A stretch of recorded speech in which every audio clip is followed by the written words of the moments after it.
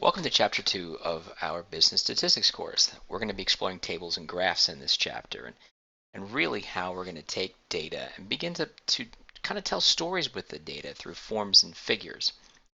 Beyond this, Chapter 3 will begin talking about how do we actually look at numeric calculations and roll things up so that we can start creating our own statistics like means, standard deviations.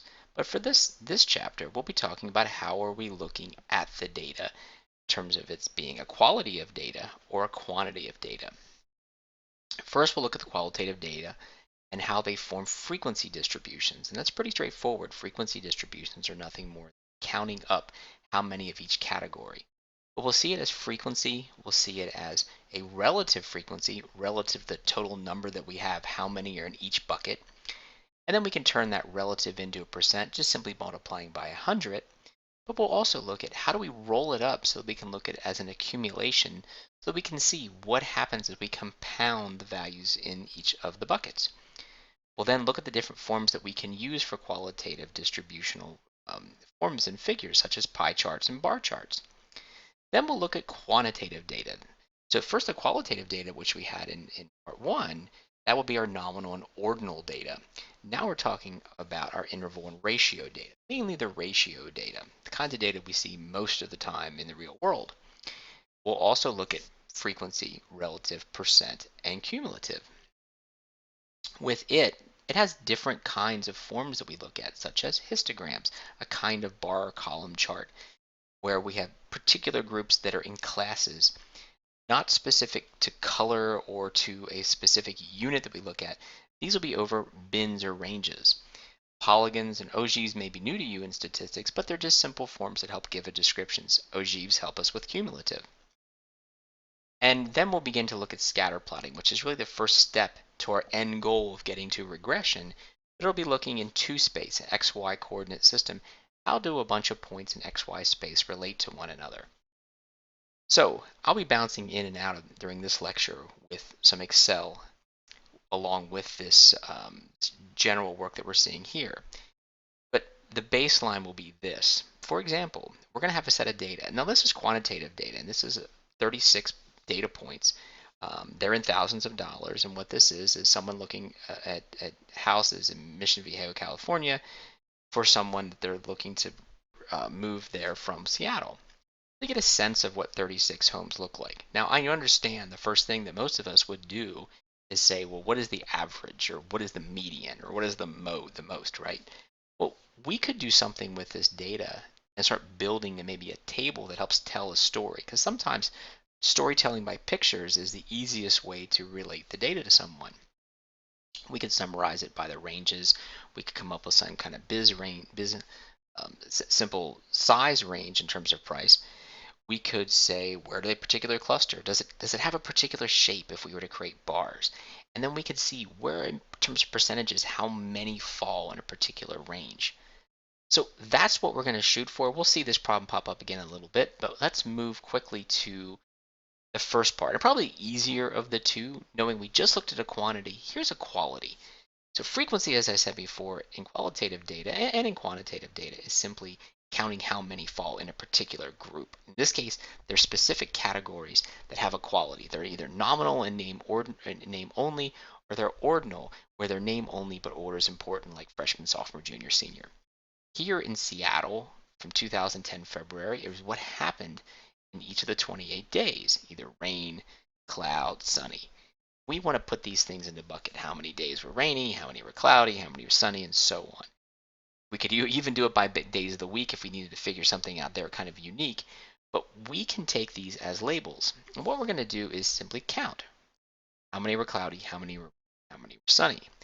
What we'll do is we'll take each and count them up. So we can count up simply using the fingers and toes method of rainy, rainy, rainy, rainy, rainy, and keep going. And you know that after we're done, we'd find 1 cloudy day, 7 sunny days, and 20 rainy days for a total of 28 days. This is your frequencies. These are the counts. How often or how frequently does each of these occur? Relative frequency says relative to the total of 28, how many days were cloudy? Well, 1 out of 28, or 0.036. Relative to 28, how many were rainy? Well, 20 out of 28. that ratio gives you 0.714 and so on. And sunny would actually complete, so that in relative frequency terms, the three bins categories, cloudy, rainy, sunny, has to equal 100%. You can't have more than 100%. I don't care what anybody says. It has to sum to 100%. That's relative. You could even go one step farther and say multiply by 100 and you would get 3.6, 71.4, and 25. Those would just be percentages. So frequency converted to relative is kind of complicated because we're doing it using a baseline of the total, but relative to percent, really not that different. It's just a click of the button in Excel, as we'll see. So it gives us a sense of how we would do something like this. And this is what I just showed you. Talked about, but now I'm showing you how this thing would play out.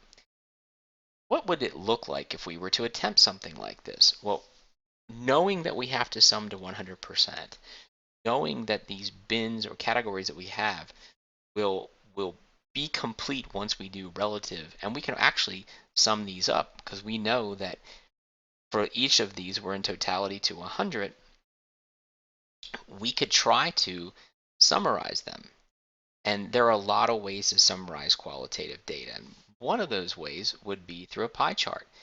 But let's take a step back here. Let's take a look at to this data set here in Excel. So if we have something so simple as the rainy and cloudy day, and I'll post this Excel sheet for you to look at. Here are all the different days, and just to give you a sense of how we would do something like this in Excel, one simple way would be to put all the names in here, and I know a lot of you know a lot about Excel, but here's just one simple way to do it. What I could do, knowing that it's rainy, cloudy, and it's sunny, making sure it's spelled correctly, I could use a count if function. That is, I could say,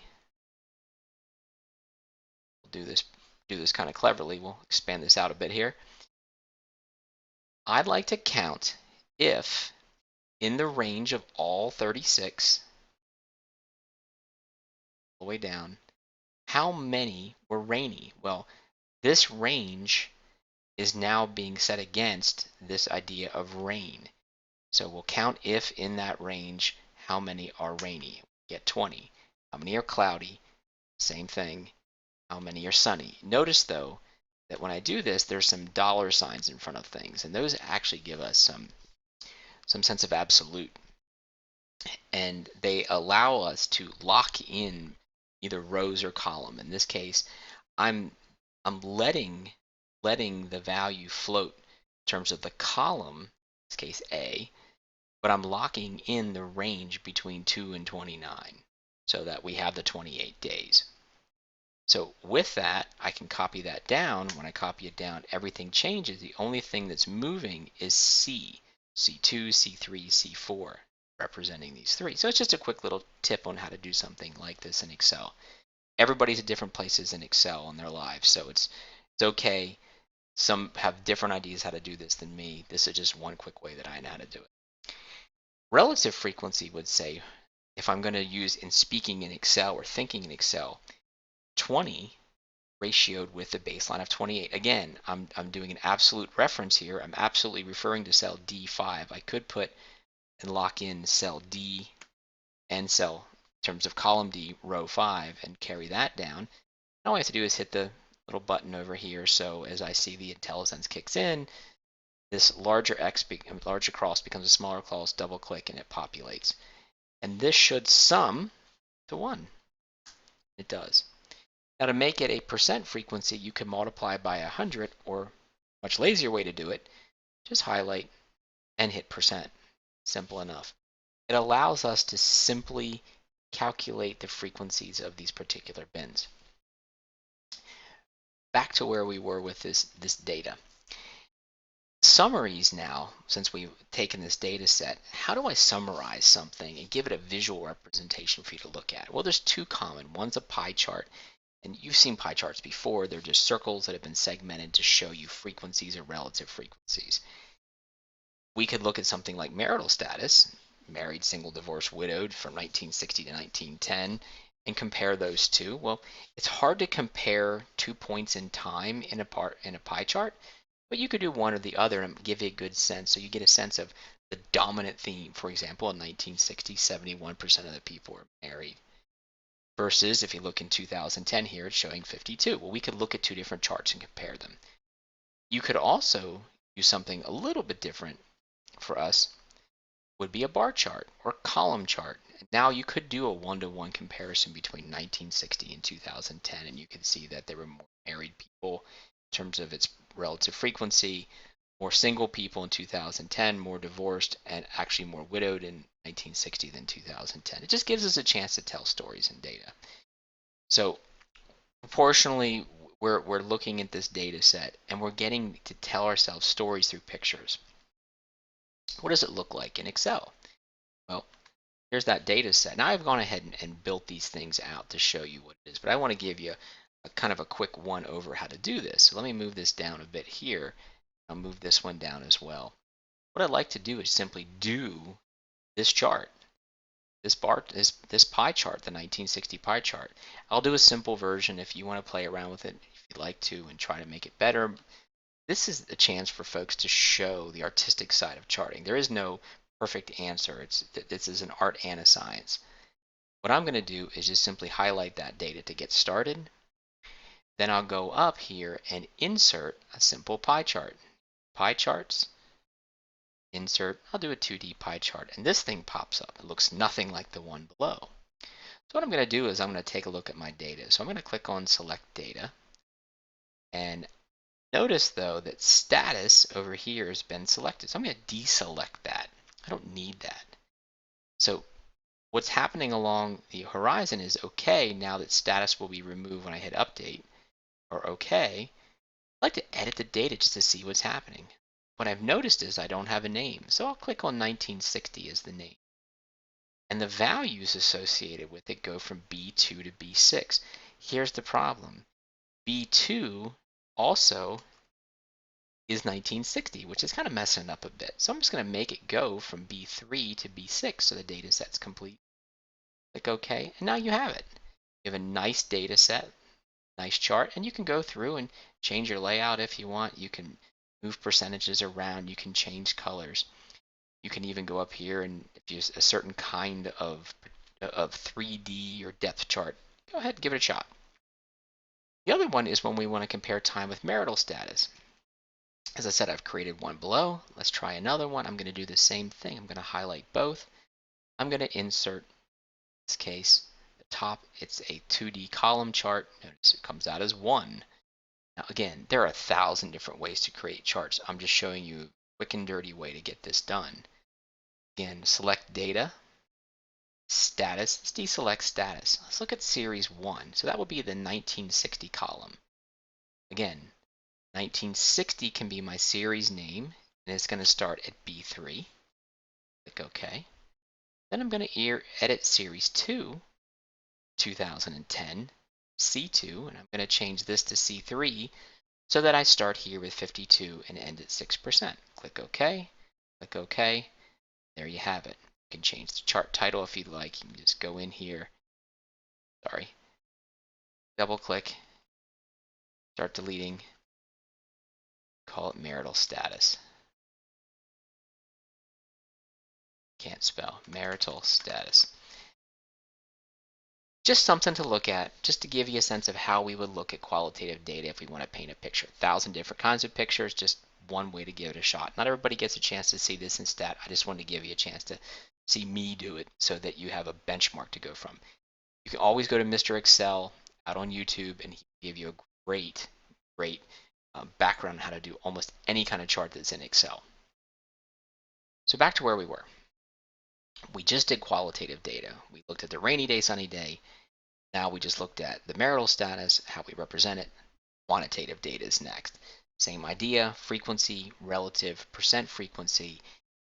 And we even moved to this cumulative frequency where we accumulate. The difference is we don't have a predefined class to look at. We have to create these classes or bins and then let objects fall into these bins. So think about taking numbers and creating a range, making that range look like a bucket from 0 to 5 and 6 to 10. There can't be any overlap. These have to be mutually exclusive. And these objects that fall within those ranges will fall into the buckets that we've predefined based on their range and still being mutually exclusive, and then we'll count them up. So when we do this, those bins that have, or we call them classes, have to be mutually exclusive. You can't have an object being in two bins, only one and only. And at the end, every single observation will fall into a bucket. Nobody will be left on the table. How do we create these bins? There's a lot of ways to do it. Typically, we say the bins have to be between 5 and 20, and most people want to keep them elegant. So we would say that the bins usually are 5, 10, 15, or 20. You can be whatever you want. There's no real hard and fast rule. There are some heuristics, rules of thumbs you can use. But once you figure out what the class width is, using the class width, the number of classes, I'm sorry, using the number of classes, it's easy to calculate what the class width should approximately be. So if I know there's five classes or 5 bins or 5 buckets, whatever you want to call it, I would take the min value, subtract it from the largest value, and divide by the number of classes. That will tell you what the class width should look like so it's uniform for every single one. Pretty straightforward. Go back to that introductory case about the prices of homes as someone from Seattle is looking to move to. If we were able to pull them into bins, it could look something like this. Now, this is the part that's crazy. Most of us are just given a chart like this and you just assume that it's so easy to do. It's not this easy. Again, it's an art and it's a science. But if we were, notice it creates just like we saw with the qualitative, and you see the frequency here for 11, 14, 5, 2. Relative to this, you could easily create relative and percent frequency. The trick is creating these classes, bins, and then getting the width correct. And if you were to do it correctly, and I'm going to show you in a minute how to do this, you could find something so simple as what is the price range over this time period. You know that from our system it runs from $300,000 to $800,000. How many houses were sold in the 500,000 up to 600,000 range? There are 14 of those. Easy to see, just pull it right off the chart. So it's easy to tell that story. You could even accumulate values. For example, if we knew the frequencies were as such, we just saw this. So if I wanted to know, knowing at each point, what is it in terms of a count up to the max? Well, the max is 400, so there was only 4 of those. How many are 500 or less? Well, that would be those here and those here for a total of 15. How many, this is cumulative, are 600 or less? Well, it would be how many are between 5 and 600, and then how many are 400 or less? 29. So you sum these up to give you this. And you can see how it triangulates until you get to the very last bin. You want to know how many are up to the final $800,000. That number should equate to whatever the total frequency is, what you've always used as your relative baseline. So we can accumulate as frequency, as a relative frequency, and a percent frequency.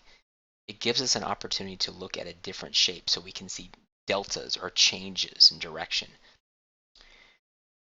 It also lets us answer questions about accumulations up to a particular value, or looking in terms of frontier, how many are more than a particular value by looking at a totality minus the look back. So if we want to ask how many sold for 600 or less, you can just simply say, oh, here's 600, that's the max, 29. Relative frequency, again, for these groups, if we know the frequency of the class, we know how many total observations we have, we can find the proportion, fraction, percentage, whatever you want to call it, fall into a class just like we did before. So it's frequency relative to the total number. Again, cumulative, we just saw it again. I just described it. Just sum them up, in this case, triangularly, using the relative or percent. And you can see that done this way. 4 over 32 is 11, or 11%. 11 over 36. And to the end, when we create all the relative frequencies, they should sum to 1, and then you accumulate triangulating. Start with the lowest band, 11. Then I would take 11 plus 31 to get 42, 42 plus 39 to get 81. I keep going until I get 100%. Those simple summaries are very simple to calculate. What's difficult to calculate in all of this, as we go through all of this, and you can see how these questions will be answered really easy. We saw this before. What's difficult to do is this, and I'll show you here what I mean. This part, how do we create these classes? Well, there is a way to do it. There's a lot of ways to do it, and I'm going to show you the one that I've always used. I think it's simple, it's elegant, and it's helpful. So I've taken all those prices, and there were a total of 36 of those prices. What I've done is taken the maximum value, take the max, I'm going to take the min, so I have the minimum value, and I know between those, we'll see this in the coming chapter, this is the range, but with that we know there's 36 observations, and what I'm going to use is something called 2 to the k greater than n method. Let me blow this up a little bit here. 2 to the k greater than n. And what I'm going to do is I'm going to create a formula. It's going to say 2 raised to the power of k. Now, n sample size was 36, so I'm referencing this value right. I can float this number 3, 4, 5, 6. I want to find the first instance that k makes 2 to the k greater than n. So 6 makes it greater than n. Now there's two ways to do this. There's the cycle back one time. So the first time before it happens, k, so you'd have 5 classes, or you could have 6 classes. So it's up to you, but it gives you a good sense of how many classes you should have. As I said, most people like to keep them to these numbers of 5, 10, 15. Visually, as humans, we like those numbers.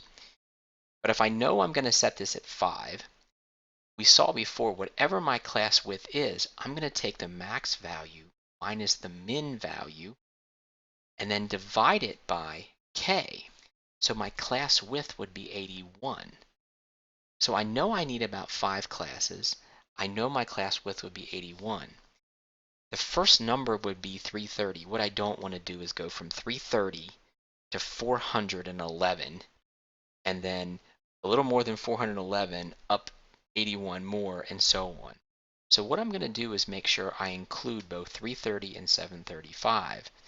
And let's just do this. Let's start at 300, go up 100. So if you're between up to 400, between 4 and 5, between 5 and 6, 6 and 7, 7 and 8. Now the question is, what about if a value turned out to be 400?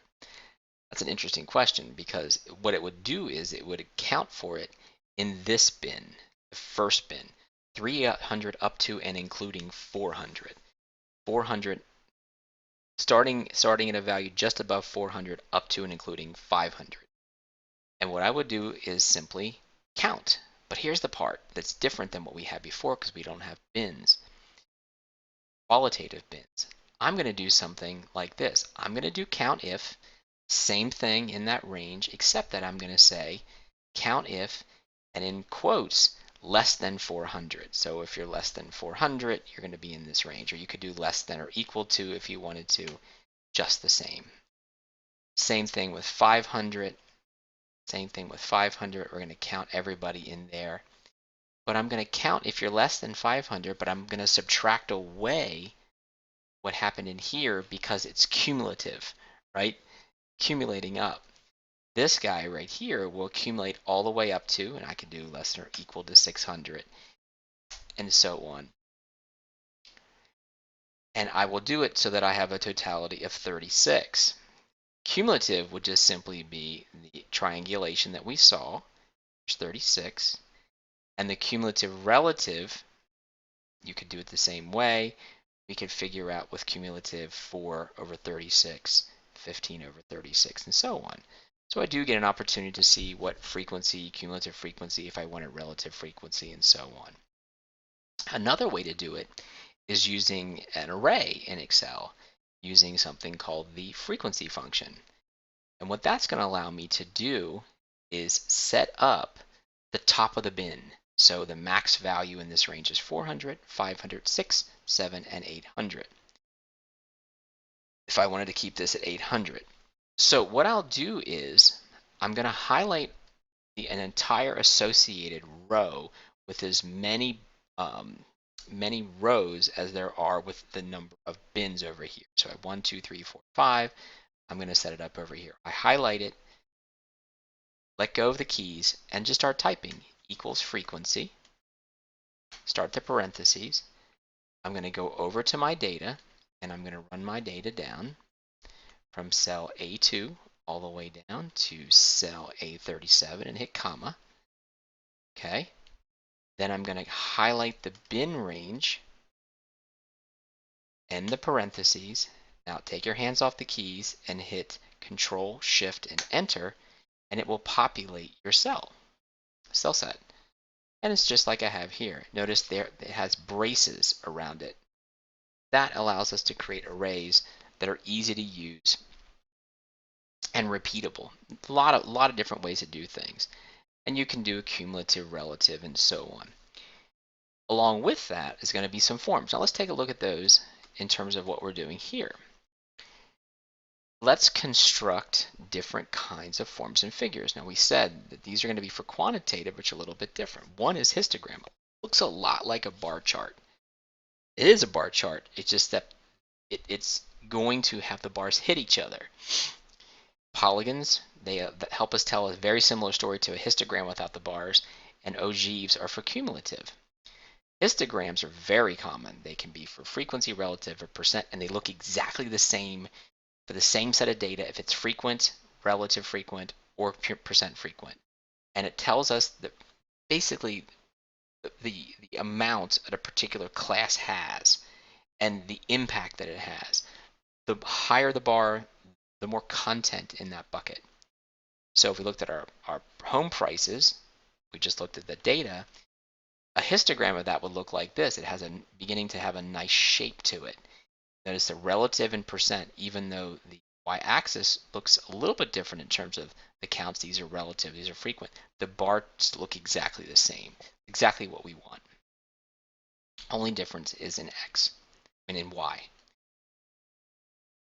What we worry about when we look at charting, especially with histograms, is what does the symmetry look like of the distribution? Is it symmetric or is it skewed? Well, if you could essentially fold this thing in half, the left is identical to the right, it's symmetric. Left and right are the same. If it has a skew, that means it has a kick. So it kicks out to the right with the heavy bars here on the left-hand side. This kicks to the right. It can also kick or skew to the left. So we can either be symmetric, right, or left skew. Polygons help us see the same kinds of pictures, but really lead us to the ogive. The polygon allows us to look at X and Y orientation, but with a line chart. And it allows us to connect with the straight line, but it does allow us to make an assumption that these things are moving from essentially top of a bar to the top of a bar to the top of a bar, and that there is some sort of linear relationship. These aren't that common outside of the ogive. This is what it would look like if you took that histogram and turned it into a polygon. It isn't so pretty and doesn't tell the same story, but you can get an idea of what the shape should look like relative to what the histogram looked like. It's the ogive that's interesting. It allows us to look at cumulative frequencies in a chart. So we can take and plot out our cumulative values starting at 0 up to 100 where it stops. Notice our bin range stopped at 800. With something like this, you could say what percent sold for less than 550. You could find out where 550 is and say 60. In Excel, something like this, in terms of a histogram, I built one for you here. Just like what we saw before with the other chart, I could go in, create frequency, and do those same things. The only difference is, instead of having bars like we've seen, get a click on this guy right here. Let's take a look at him now as a chart. It really is a bar chart or column chart, except that under quick layout, I'm going to choose number 8. Number 8's a histogram. If you'd like, you can change any of these. Notice it changes to this, changes to that, changes to that. All I have to do is click number 8 and it becomes a histogram. If I were like to plot that data as the histogram to something else, it's as easy as changing what that value would be. I want to change this data set. Let's just change the type of chart to say a line chart. There it is. And you have it. So it gives you an opportunity to quickly change to a polygon. Cumulative frequency or cumulative relative frequency, same thing. You would just simply plot this, choose a line chart, and it shows you how it would accumulate. Pretty straightforward, pretty easy to do. If you struggle with this at all, there's a lot out with Mr. Excel on YouTube. He does a great job. These videos are introductory. I'll place more videos over time on how to do different kinds of charts in Excel. The last thing we'll talk about for Chapter 2 is scatter plots. It's looking at the coordinate pair x and y in space versus other coordinate pairs x, y in space. And what I'm going to do is plot them and see if there's some kind of relationship. So a whole bunch of years of higher ed and income. We want to know if there's a relationship between how much education you have, higher ed, the amount of money you make. And if you look at this, it appears that there's kind of a line that could be envisioned here starting from 0 all the way up to 8, basically saying it looks like the more education you get, the more money you make. Well, that may or may not be true. We certainly don't want to say it's a causation. We don't want to say get more education causes more income, but we might say that there's some kind of an association happening. So what we'll do is look for a trend. Is the trend, and usually trends over time, but you can talk about trends in terms of XY relationship. Is there a positive trend as X increases, Y increases? Is it positive? Or is there a negative relationship, linear relationship, straight line relationship? As X increases, Y seems to decrease. So negative linear, positive linear, normal. Curvilinear relationships, and these are pretty common. As X increases, Y increases or decreases at a particular rate. It doesn't seem so much 1-to-1 as we'd see, or a simple ratio test. This may have more of a distinct, say, as X increases, Y increases at a squared rate or a cubed rate. It has more concave or convex look to it. Some people would say it's exponential growth, which has curvature to it. These are very common and will be discussed as we move into regression and how these kinds of relationships, when we spot them, really give us a better fit model. What often happens, though, is in scatter plotting and to move to regression is relationships where there's no relationship whatsoever. As X increases here, it appears that Y doesn't do anything. So really, X doesn't appear to have any impact on Y or vice versa.